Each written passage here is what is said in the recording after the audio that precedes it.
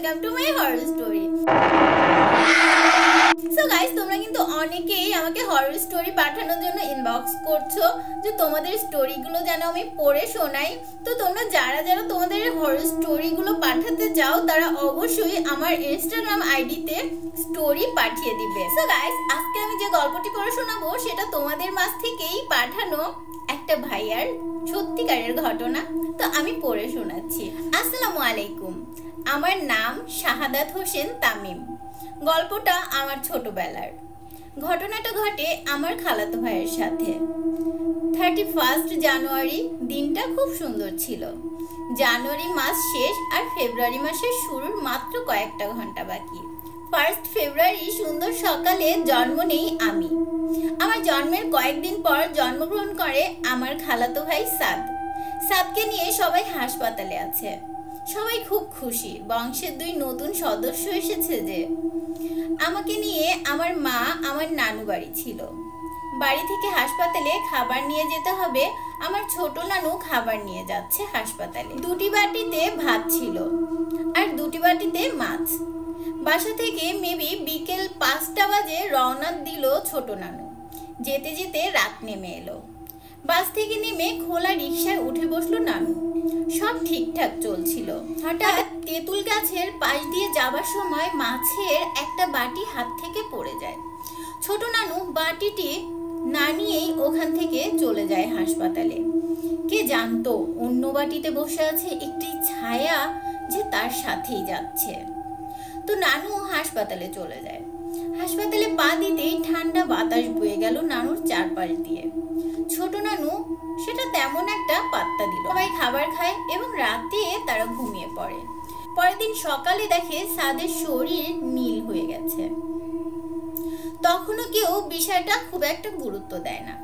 নানুদের বাড়িতে ফিরে আসে সবাই। আমাকে এক ঘরে রাখা হয় আর সাদকে অন্য আরেকটা ঘরে রাখা হয়। সন্ধ্যা নেমে আসে, তার সাথে কারেন্টও চলে যায়। হঠাৎ সাদের ঘর থেকে কান্নার শব্দ পাওয়া যাচ্ছে। সবাই দৌড়ে গিয়ে দেখলো সাদের শরীর কালো হয়ে গেছে আর উপরের দিকে তাকিয়ে হাত পা নাড়াচ্ছে। সবাই চিন্তায় পড়ে গেল। আমাদের নানুদের পেঁয়াজুর দোকান ছিল, তো দোকান থেকে ফোন আসে ডাল নিয়ে যাওয়ার জন্য। তো নানু ডাল নিয়ে সাথে একটা মোমবাতি জ্বালিয়ে দোকানের উদ্দেশ্যে রওনা হয়। দোকানটা বাড়ি থেকে বেশ কিছুটা দূরে। তো নানু যখন ঘরের পেছন দিয়ে যায় দেখে একটি 10 বছরের বাচ্চা সাদ যে ঘরে আছে ওই ঘরের জানালা দিয়ে উকি দিচ্ছে। আসলে ওটি ছিল একটি জিন। ওই জিনের হাতে ছিল সাদের মতো হুবহু আরো একটা জিনের বাচ্চা। নানু প্রথমে মনে করে ছোট নানুর ছেলে। ছোট নানুকে বাসা থেকে বের করে দিয়েছে দেখে জানালা দিয়ে উকি দিচ্ছে। নানু ডাক দিয়ে বলে, ওই এন কি করস? তোর মায় মারছে নাকি? ওইটা কারে কুলে লইছত? জিনটা দৌড় দেয়। নানুও দৌড় দিয়ে ধরতে গিয়ে হঠাৎ দেখে জিনটি গায়েব হয়ে যায়। নানু ভয় পেয়ে দৌড় দিয়ে বাড়িতে চলে যায়। বাড়িতে গিয়ে দেখে সবাই বাইরে বসে আছে। নানু ছাদের ঘরে দৌড়ে যায়। নানুকে উত্তেজিত দেখে সবাই নানুর পেছন পেছন যায়। গিয়ে যা দেখলো তার জন্য কেউ প্রস্তুত ছিল না। দেখলো জিনটি সাদকে কোলে নিয়ে বসে আছে। সবাই দোয়া পড়তে থাকে। নানু গিয়ে আগুন নিয়ে আসে। জিনটি সাদকে রেখে চলে যায়। ওই দিন রাত কেটে যায়। পরের দিন সকালে কবিরাজ আসে আর 40 দিনের জন্য ঘরটাকে বন্ধ করে দিয়ে যায়, যাতে কোনো জিন ঘরে ঢুকতে না পারে। 40 দিন কেটে যায়। 40 দিনের মধ্যে 10 দিন পর পর কবিরাজ এসে দেখে যেত। 40 দিনের পরে আর জিন আসেনি। তবু কবিরাজ সুরক্ষার জন্য বাড়ির চারদিকে মন্ত্রযুক্ত পেরেক পুঁতে দিয়ে যায়।